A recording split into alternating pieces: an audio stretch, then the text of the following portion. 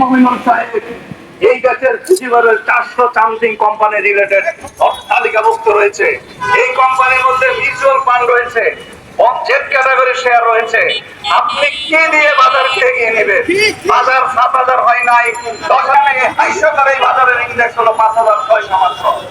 আপনাদেরকে সতর্ক করে দিতে চাই, আগে এই বাজারকে স্থিতিশীল করবেন। ইন্ডেক্স 8,000 10,000 যাবে, দৃষ্টি করার দুঃস্বপ্ন দেখবেন না। যদি দেখে থাকেন আপনাদের সব কটাকে বেঁধে পিটপোড়া করে ওই বাংলাদেশ ব্যাংকের সামনে দাঁড় করিয়ে রাখেন। আমার আমি বলতে চাই, এই বিতর্কিত মার্জিন রুলস হয় কুখ্যাত রাশেদ মাকসুদ করে গেছে।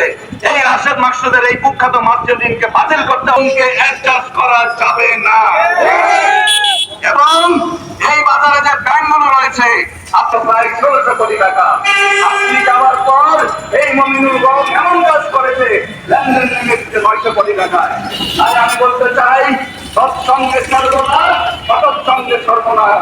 সম্মানিত চেয়ারম্যান সাহেব, এই জামিনদেরকে, এই কুখ্যাত সন্ত্রাসীদেরকে, এই যারা এই বাজারকে ধ্বংস করতে চায়, এদের বিরুদ্ধে আপনি নিবেদন দিয়ে এই কর্তৃপক্ষের দিয়ে সামনে দাঁড়িয়ে আমি সতর্ক করতে চাই, আপনারা আমাদের নিয়ে আর কোনো বুদ্ধর করবেন না। আজকের পর আমরা আশা করবো এমন কোন কাজ হবে না যাতে জিনিসটা নিঃস্ব হয়ে যায়।